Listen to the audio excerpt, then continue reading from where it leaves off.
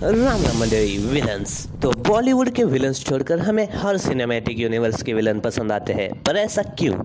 तो आज की इस वीडियो में हम बात करेंगे कि why we like villains more than heroes. कहते हैं कि हर एक कहानी की शुरुआत उसकी कहानी से शुरू होती है। पता है कोई मीनिंग नहीं बनाती, पर डायलॉग को नहीं यार, भावनाओं को समझो। तो एक अच्छा विलन बनने के लिए उसकी बैक स्टोरी अच्छी होनी चाहिए। अच्छी से मतलब उस विलन ने क्या क्या सहा, उसने क्या क्या सेक्रीफाइसेस किए, उसकी तकलीफ़ें, उसकी बैक स्टोरी में कितना दर्द है। एक छोटी से छोटी डिटेल एक विलन को बेहतर बनाती है, जो बॉलीवुड कभी शो ही नहीं कर सकता, और हॉलीवुड भी इसमें मात खा जाता है। और इसका रीज़न है मूवीज़ का टाइमिंग। एक मूवी एस्टिमेटली 3 घंटे की होगी, फिर भी उसमें एक अच्छी खासी विलन की बैक स्टोरी दिखाई जा सकती है, पर तुम क्या दिखाओगे? हीरो की लव स्टोरी, उसका लव ट्रायंगल और उसके 2 घिसे पिटे गाने और बकवास बकवास चीज़ें।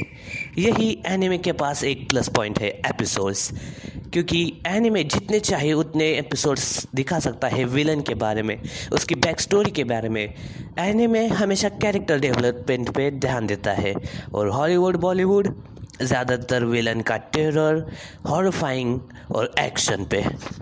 मोटिव तो अगर तुम एक विलन को अच्छी बैक स्टोरी नहीं दे सकते तो कम से कम एक अच्छा मकसद दो। एक मिनट, अच्छा मकसद? और बॉलीवुड ये भी नहीं कर सकता, और हॉलीवुड के पास ये मकसद का पॉइंट है, क्योंकि हॉलीवुड के विलन्स हमें टाइम टू टाइम अपग्रेड और उनके मोटिव्स बहुत ज़्यादा डेंजरस होते हुए देखे हैं। जैसे गैलेक्सी को तबाह करना, गैलेक्सी पे राज करना, प्लैनेट को उड़ा देना। और एग्जाम्पल के लिए थैनोस, जिसका मोटिव था दुनिया की आधी पॉपुलेशन मिटा के दुनिया का संतुलन बनाए रखे। इस वजह से मैं मार्वल का उसे बेस्ट विलन मानता हूँ। पता है उसका शांति लेने का तरीका थोड़ा सा गलत है, जो कि हर एक विलन का गलत होता है, पर काइंडा कभी कभी हम भी विलन से एग्री करते हैं, क्योंकि हमें भी पता है ये दुनिया कितनी असंतुलित है। गरीब अमीर, काला गोरा, इनमें फ़र्क होता रहता है। और अगर मुझे एनिमे का एग्जांपल देना हो तो मादरा उचिया, जिसका मोटिव था इन्फिनिटी तस्कमे को ओपन करना और सभी लोगों को उनके सपनों की दुनिया में जीने देना। पर if you want peace then ready for war, और इसी मकसद की वजह से उसने इतने सारे लोगों को मार भी दिया, और जिसने जिसने उसके मकसद में टांग अड़ाई उसने सबको ख़त्म कर दिया। यही ताकत, यही सोच और इसी डर की वजह से लोग उसे भगवान का दर्जा देने लगे थे।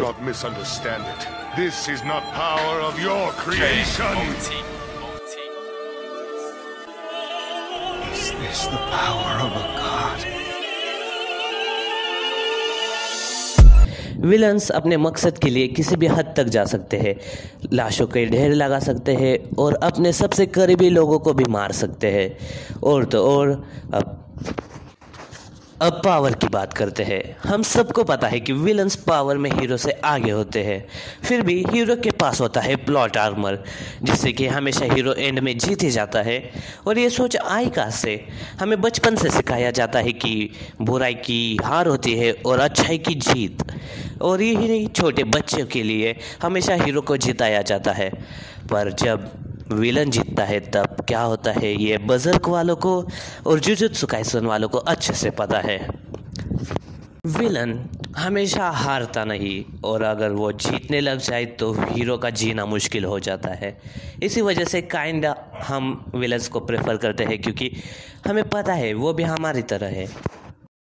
तो ये वीडियो मैंने बनाई थी विलन्स को समझने के लिए। आखिरकार हम सब में एक विलन है, क्योंकि हम भी कहीं ना कहीं बदले की आग रखते हैं। हम में भी कहीं ना कहीं बुराई है, और हर विलन बुरा नहीं होता, और ना ही हम भी बुरे हैं।